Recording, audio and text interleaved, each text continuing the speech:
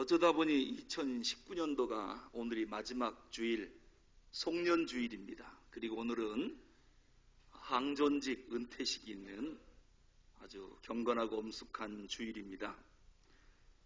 그동안 힘들고 어려운 우리 둘의 교회를 이끌어 가시느라고 누구보다도 눈물 흘리고 피땀 흘린 우리 항존직들, 그동안 이 명예로운 영광스러운 은퇴식을 해드렸어야 되는데 교회 형편상 못해서 늘 마음에 짐이 됐었습니다. 이번에 영광스러운 은퇴식을 할 수 있게 돼서 정말로 고맙게 생각하고, 오늘 은퇴하시는 29분의 노고와 헌신과 충성, 우리 하나님이 꼭 기억하시고 복 주시기를 원합니다. 요한계시록 2장 10절에 보니까요, 네가 죽도록 충성하라, 그리하면 내가 생명의 관을 네게 주리라 그랬습니다. 오늘 이 말씀대로 항존직 은퇴하시는 분들에게 주님 오셔서 그 머리 위에 생명의 면류관 다 씌워주실 줄로 믿습니다. 아주 충성하시던 어느 권사님 오늘 은퇴하시면서 저한테 그런 말씀을 하셨습니다. 이런 날이 올 줄 알았다면 더 열심히 봉사하고 섬길 걸, 죄송스럽게 목사님 나이만 먹었습니다, 그런 얘기를 하셔요. 그래 제가 권사님 얼마나 충성하셨습니까?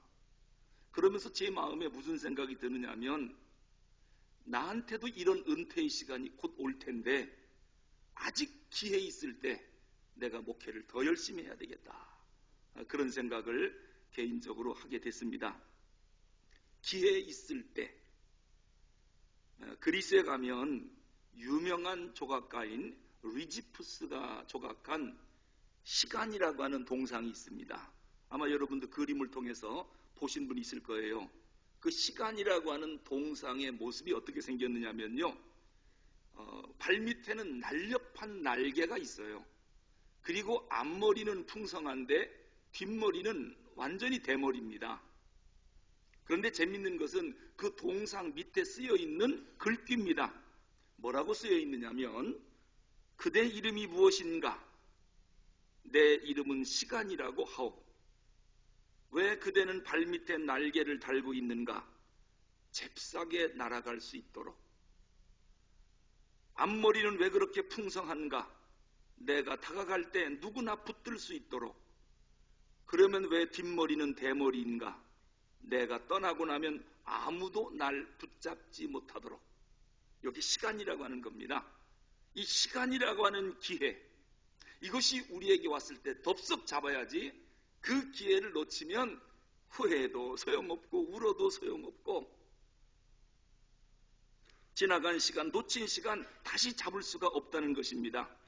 그래서 가장 중요한 것은 기회가 주어진 지금이라고 하는 현재, 이 시간이 얼마나 중요한 것인가, 그것을 말하는 동상입니다. 요즘 시간들이 얼마나 빨리 지나가는지요.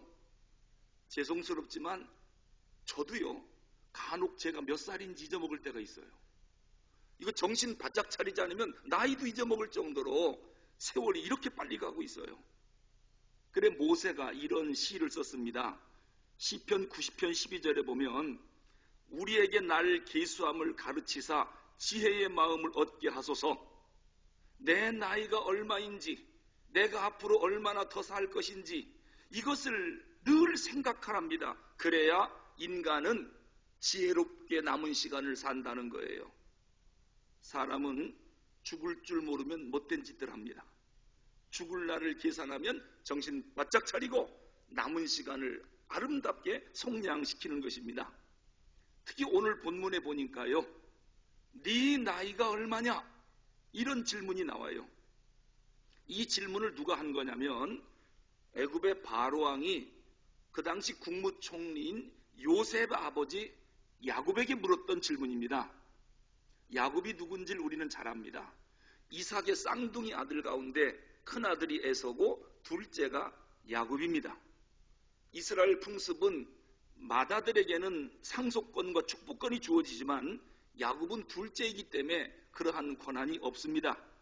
하지만 야곱은 얼마나 상속권, 축복권 받고 싶었는지 형 에서를 팥죽으로 속여서 장자의 명분을 샀습니다. 팥죽 한 그릇으로 장자의 명분을 샀고 눈이 안 보이는 아버지 이삭을 속여서 아버지 축복을 가로챘습니다.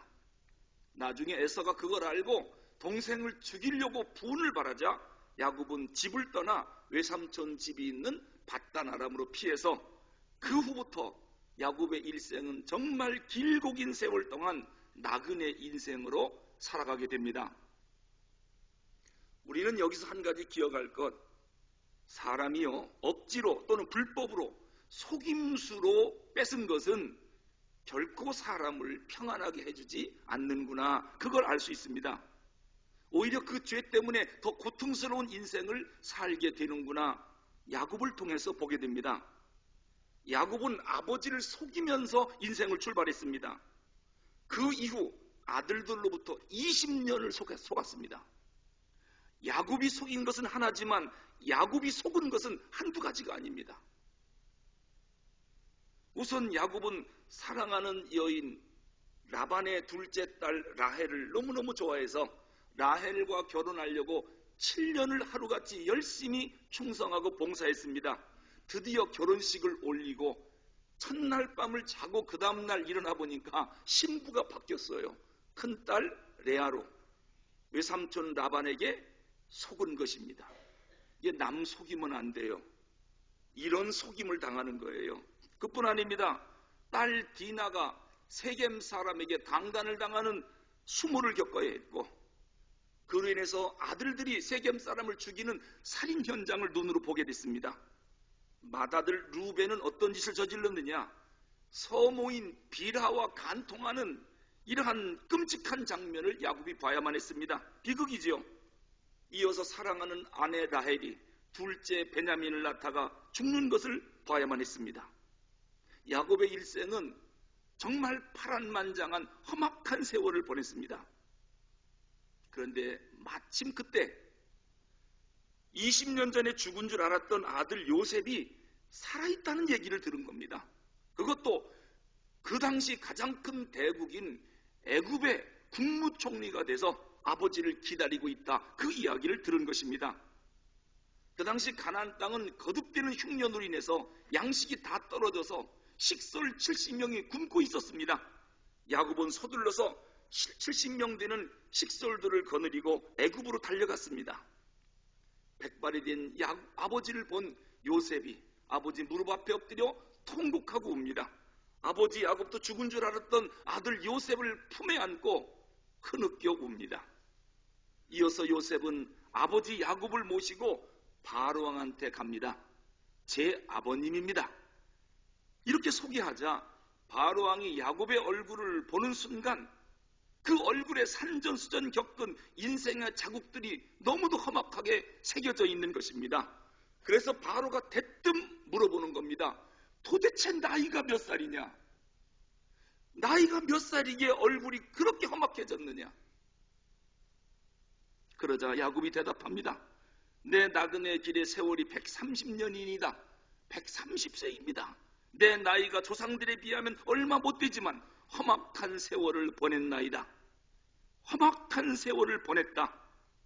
이것은 야곱의 일생만이 아니라 오늘 은퇴하는 항전직 어르신들 뿐만 아니라 우리 성도들의 삶이 돌아보면 웃을 날보다는 울 날이 많았고 기쁜 날보다는 가슴 아픈 날이 많았던 것을 우리가 보게 됩니다. 금년 마지막 주일을 보내면서 특히 항전직 은퇴식을 행하면서 하나님께서 오늘 우리에게 도대체 네 나이가 얼마냐? 자, 그러면 우리가 하나님 앞에 뭐라고 대답을 해야 되겠습니까? 우선 네 나이가 얼마냐? 이 묻는 질문은 크게 5가지 의미가 있습니다. 첫째는 뭐냐면 네가 지금까지 도대체 어떻게 살아왔느냐? 그걸 물어보는 거예요. 왜요? 얼굴에 삶의 고뇌, 산전수전 겪은 그러한 환난의 인생 자국이 얼굴에 다 나타나 있는 거예요. 아니, 지금까지 어떻게 살아왔길래 네 나이가 얼마냐? 그렇게 물어보는 것입니다. 이 말씀은 우리가 지금까지 땀 흘린 많은 일의 목적과 방법이 하나님의 뜻에 합당했느냐, 선하고 정당하게 살아왔느냐, 이것을 묻는 질문이기도 합니다. 야곱은 자기가 살아온 날들을 돌아볼 때 자기 인생은 아픔의 연속이었고 상처투성이었습니다. 실패와 고난, 좌절과 이별, 가난, 배고픔, 아들로부터의 배신, 상처, 자식 잃은 고통, 한 번 속이고 100번 속임당하는 아픔, 한마디로 험악한 세월을 보냈나이다. 이렇게 대답을 했습니다. 오늘 마지막 주일을 보내는 성도 여러분들은 지난날의 삶을 돌아보면서 한마디로 요약하라면 뭐라고 표현하겠습니까? 제가 제주도에 있을 때요, 어떤 성도님이 저한테 그래요. 목사님, 여기까지 오기까지 소감이 어떻습니까? 마음이 어떻습니까? 그래요. 제가 딱 한마디 얘기했습니다. 제 마음이, 제 가슴이 숯이 되었습니다. 더 이상 탈 것도 없고 다 타버렸습니다. 오늘 제가 이 말씀을 묵상하면서 야곱이 험악한 세월을 보냈나이다, 제가 너무도 동의하는 말이에요. 저도 한때 그랬거든요. 내 가슴은 숯이 되었습니다. 숯검댕이가 돼서 더 이상 탈 것도 없습니다. 오늘 성도님 여러분의 삶은 어떻습니까? 개인적으로 보나 가정적으로 보나 교회적으로나 사회적으로나 어떤 삶을 살아오셨습니까? 혹시 야곱처럼 험악한 세월은 안 보내셨습니까? 원래 인생이 그런 겁니다. 하나님이 창조해놓은 인생이 왜 이렇게 됐을까요? 이렇게 살으라고 하나님이 우리를 만드시진 않았을 거 아닙니까? 죄가 문제입니다. 아담이 죄를 짓고 하나님을 떠나면서부터 인생은 꼬이기 시작한 것입니다. 죄 때문에 모든 부분에서 결핍이 오기 시작한 거예요. 그래서 웃는 날보다는 우는 날이 많은 게 인생인 거예요. 하지만 이 고질적인 죄 문제, 이것을 해결해 주려고 예수 그리스도께서 이 땅에 오셨고 십자가의 대속의 피를 흘려 우리의 죄를 씻어주셨습니다. 비로소 우리의 웃음을 되찾게 된 거죠. 주님이 아니었으면 우리가 한번 진정으로 웃어보지 못했을 것입니다. 이 시간 지난날의 모든 아픔과 고통스러웠던 일들, 예수님 십자가 사랑의 보자기로 전부 덮을 건 덮고 감출 건 감추고 용서할 건 용서하고 용서받을 건 용서받으시고 이제부터는 새날의 문을 새롭게 여셔야 됩니다. 원래 은퇴라고 하는 말은요, 우리가 잘못 생각하고 있는 것 중에 하나가 뭐냐면 이제는 모든 걸 다 내려놓고 뒤로 물러난다, 모든 일에 손을 뗀다, 그게 은퇴가 아닙니다. 은퇴는 우리가 잘 알죠. 영어 단어로 retire, 타이어, 자동차 바퀴예요. 타이어. 이것을 retire, 다시 갈아 끼는 거예요. 왜 갈아 낄까요?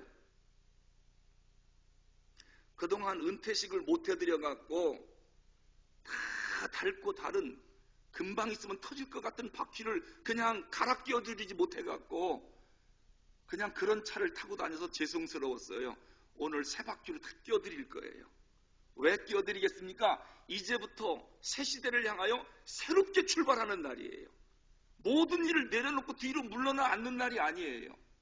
그날은 언제냐? 주님이 나를 천국으로 부르는 날 모든 거 놓는 거예요. 계시록에도 보니까 죽도록 충성하라고 그랬어요. 언제까지요? 죽을 때까지. 아직 안 죽었잖아요. 리타이어, 은퇴라고 하는 것은 바퀴를 새롭게 갈아 끼는 예식입니다. 이게 은퇴식입니다. 이 시간 사랑의 주님께서 성도 여러분 한 분 한 분의 인생을 새로운 바퀴를 끼워주고 어루만져 주시기를 주님의 이름으로 축원합니다. 둘째로 네 나이가 얼마냐, 이 질문은 시간의 주인이 내가 아니라고 하는 것을 깨달으라는 겁니다. 여러분, 하나님이 우리에게 시간을 주셨습니다. 시간은 내게 아닙니다. 하나님의 창조물입니다. 일정한 시간만 나에게 허락하는 거예요. 그 시간 범위 내에서 내가 살아가고 있는 것입니다. 하나님이 주신 시간이 다 되면 우리는 다시 하나님께로 돌아가야 됩니다. 이게 인간입니다. 그런데 시간을 창조하신 하나님께서 우리에게 시간을 주실 때 시간 사용의 법칙을 알려주셨습니다. 엿새 동안은 부지런히 일하고 일에 되는 날은 하나님을 만나 예배하고 안식하라. 이것이 일주일을 보내는 시간 사용 방법이에요. 그런데 어떤 분은 엿새 동안 일은 열심히 하는데 일해가 없는 날을 살아요. 7일이 없어요. 하나님을 만나 예배하고 안식하는 시간이 없어요. 6일까지만 살아요. 그 사람은 완성된 시간을 사는 게 아닙니다. 하나님을 만나는 시간이 없는 인생은 미완성.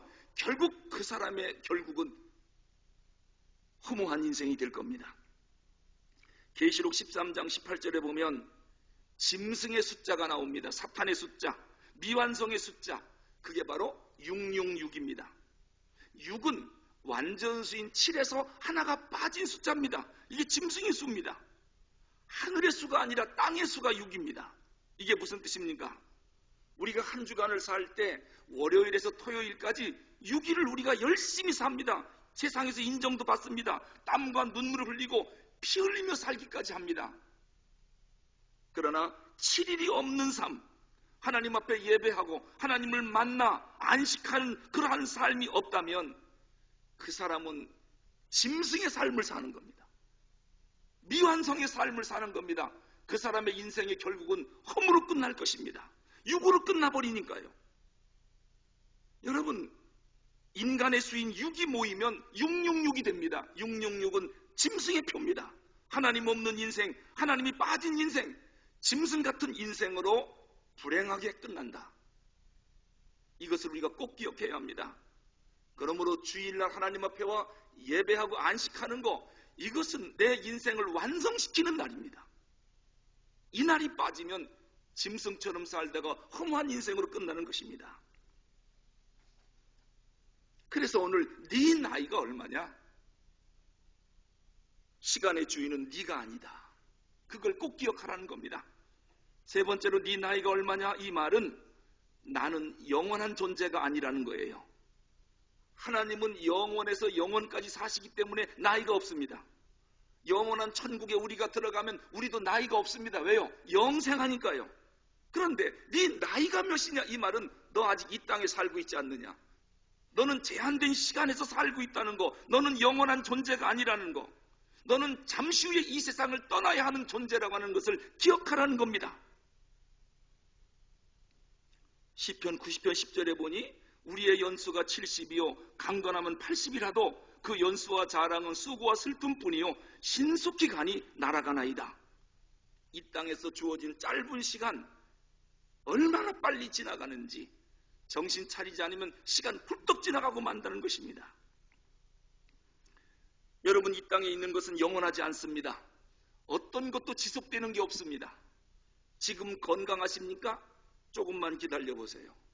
무릎 아프고 허리 아프고 눈은 안 보이고 정신은 아찔아찔하고 조만간에 그렇게 될 겁니다. 지금 청춘입니까? 삽시간에 지나갈 것입니다. 많은 거 가졌다고요? 그 소유도 영원하지 않아요. 지금 열심히 봉사합니까? 성가대 언제까지 할 것 같아요? 조금만 지나면 배심 없어 안 돼요. 하고 싶어도 여기 못 씁니다. 주어진 시간 아직은 기회 있잖아요. 영원하지 못해요. 반드시 끝나는 날이 있습니다. 그렇기 때문에 우리는 매사에 겸손할 줄 알아야 됩니다. 왜요? 내 것이라는 것은 아무것도 없으니까. 제가 어린 시절에요, 저희 때는 항상 배고픈 시절이었잖아요. 봄에는 먹을 게 없어요. 국민학교 갔다 오다가 책보를 등에다 짊어지고 오다가 이것도 무거운 거예요. 배가 고프고 허기지니까. 그럼 그냥 뚝에다가 벗어 던져놓고 친구들하고 냇가에 들어가서 붕어 잡고 피레미 잡아서 모닥불 펴갖고 그게 구워 먹었어요. 그게 얼마나 훌륭한 간식인지. 그때는 소화력이 얼마나 좋은지요. 돌멩이도 씻기만 하면 소화시킬 수 있는 그러한 왕성한 식욕을 갖고 있었거든요. 그런데 지금은 먹는 게 겁이 나요. 그때는 못 먹어서 아니었는데 지금은 먹는 게 거북해요. 과식이 두려워져요. 제 눈이 얼마나 밝은 줄 압니까? 제 별명이 독수리 눈이었습니다. 신체 검사할 때마다 양쪽 눈이 2.0이었어요. 안 보이는 게 없었어요. 언젠가 제 눈에 안경이 걸쳐지더니 조만간에 돋보기가 걸쳐져 있어서 제 책상에 돋보기도 있어요. 이건 평상시 쓰고 책 볼 때는 돋보기를 써야 돼요. 이게 인생이에요. 제 아내가 저보고 그래요. 아무리 눈을 껌벅거려도 안 보일 겁니다. 노안입니다 그래요. 제가 노안이 올 줄은 상상도 못했어요. 제가요 이래봬도 이마에 머리털이 여기까지 났었습니다. 이뻤거든요. 자꾸 뒤로 넘어가고 벗어져요. 아무리 거울을 봐도 점점점 이마가 넓어져서 제 아내가 옆에서 그러더라고요. 하나님이 참 이뻐하신대요 저를. 날마다 머리 쓰다듬어 갖고 자꾸 넘어간다는 거예요. 지붕이 다 날아갔어요. 어렸을 때는 사탕이 그렇게 먹고 싶었어요. 내가 어른 돼서 돈 벌면 사탕 많이 사서 먹을 거다. 지금은 단 것, 사탕이 겁이 나요. 몸에 해가 될까 봐. 그 사탕 먹고 싶어서 돈은 없죠. 사탕은 못 사죠. 그래서 호박꽃 따서 빨고 다녔고 꾀꽃 따갖고 빨아먹고 다녔거든요. 지금은 사탕이 넘치지만 단 것이 겁나는 그런 나이가 되고 말았어요. 여러분, 이게 인생입니다. 미국의 애담스 대통령이 노년에 지팡이를 짚고 언덕을 오르다가 숨이 얼마나 찬지 지팽이 허리에 대고 나뭇가지에 몸을 기댄 채 쉬고 있었습니다. 지나가던 한 청년이 전직 대통령인 것을 금방 알아보고 아니 각하 안녕하십니까 인사를 했어요. 그때 애담스 대통령이 뭐라고 대답했습니까? 이복의 젊은이 내가 안녕하지 못하다네. 내 장막집이 무너지려고 해서 지금 이사갈 준비하고 있다네. 아니 각하의 집이 무너지려고 하다니요. 그게 무슨 말씀입니까? 자네가 보다시피 내 집은 너무 낡아서 지붕이 다 벗겨졌고 창은 낡아서 찢어졌고 기둥은 흔들거려 언덕을 오를 수 없고 대들보는 굽고 쓰러지기 일보 직전이라네 대답을 했어요. 이 청년이 이 말귀를 못 알아듣는 겁니다. 애담스 대통령이 다시 설명해 주는 겁니다. 이복의 젊은이 내 지붕을 보게나 머리카락이 몇 개나 남았나 하나도 없지 않는가. 내 눈이 창문인데 앞이 보이질 않아. 안경을 써도 이젠 더듬거리고 물건을 찾아야 돼. 내 인생의 기둥은 두 다리인데 지팡이 없인 흔들려서 못 걷고 있어. 대들본 허리인데 힘이 세하여 구부러졌고 이제 내 장막집이 곧 무너지려고 그래. 그래서 저 세상으로 이사갈 준비를 하고 있다네. 그러자 젊은이가 그때서 그게 무슨 말인지를 알아들었다는 거예요. 그래서 오늘 모세가 내 생명의 날을 헤아려 볼 줄 아는 지혜가 우리에게 있어야 된다는 것입니다. 사랑하는 성도 여러분, 네 나이가 몇이냐? 이젠 우리도 이사갈 준비를 해야 될 때가 됐다는 거예요. 네 번째로 네 나이가 얼마냐? 이 말은 지금 나의 영적인 나이를 묻고 있는 것입니다.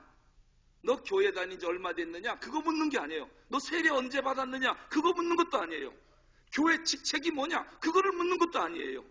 도대체 네가 예수를 도대체 몇 년 믿었는데 아직도 영적 성숙도가 어쩌면 그 모양이냐? 도대체 네가 나이가 몇이냐? 그걸 묻는 것입니다. 영적 성숙도를 믿고 있는 거예요. 여러분, 교회는 다녀도 아직 중생에 대한 확신이 없는 사람이 있습니다. 천국에 대한 소망이나 구원의 확신이 아직 없어요. 영적으로 어린아이 같은 분도 있습니다. 어린애는 순진하긴 하지만 모든 일이 자기 중심이에요. 자기밖에 몰라요. 자기 고집만 내세우며 사는 성도들도 있어요. 어린아이 신앙이라 그래요. 청년 신앙기도 있습니다. 영적 청년. 힘있게 일은 합니다마는 너무도 유혹을 잘 받아서 이리 넘어지고 저리 넘어지고 이리 쓰러지고 저리 쓰러지고 매사에 적극적이지만 그냥 탐욕에 넘어지고 정욕에 넘어지고 열심히 한다고 하지만 연속 실수하고 이게 영적 청년기입니다. 그런가 하면 영적으로 성숙한 사람도 있습니다. 모든 가치관이 타인지향적이고 자기 희생적입니다.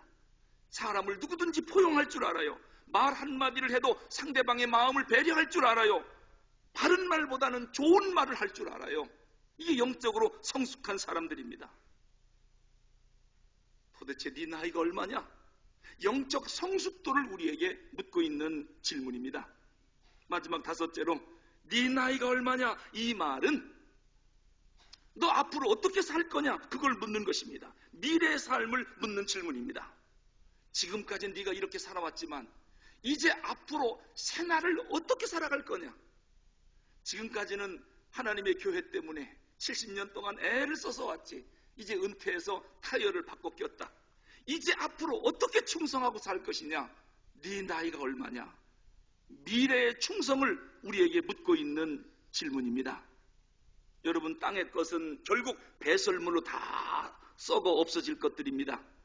하나님을 위해, 이웃을 위해, 진리와 정의를 위해, 몸된 교회를 위해 한 것은 모두 하늘의 상급으로 쌓여 있습니다. 예수님은 너희 보물을 하늘에 쌓아두라고 그랬습니다. 우리의 영적인 보물이 뭡니까? 시간입니까? 몸입니까? 재물입니까? 재능입니까? 이 시간 우리가 한번 영적 커튼을 한번 열어놓고 하늘 내 집에 내가 쌓아놓은 보물이 뭐가 있는가 한번 열어보시기 바랍니다. 만약에 내가 천국에 갔을 때 내 집의 문을 열었는데 이 땅에서 보낸 게 없어갖고 창고가 텅 비었다. 하늘의 보물을 쌓아두라 했는데 쌓아둔 보물이 없다. 그때는 어떡하랍니까? 급한 것 때문에 소중한 것을 놓치지 마십시오. 현실적인 것 때문에 영원한 것 놓치지 말고, 땅의 것 때문에 하늘 상급 놓치지 마십시오. 세상 성공 때문에 이웃에게 상처를 주지 마십시오. 세상 때문에 교회와 천국을 상실하지 마십시오. 나이로 볼 때 가치 패러다임을 바꿔야 될 때가 됐다. 그래서 네 나이가 얼마냐? 라고 묻는 것입니다. 우리에게 남은 시간은 많지가 않습니다. 이 남은 시간 최선을 다해서 충성을 해야 할 것입니다. 오늘 은퇴하시는 항전직 여러분들 진심으로 축하하고 타이어 좋은 거로 잘 껴드릴 테니까 남은 생에 교회 회복을 위해서 더 충성하는 우리 항전직자들, 우리 성도들이 다 될 수 있기를 주님의 이름으로 축원합니다. 기도하겠습니다. 하나님 아버지,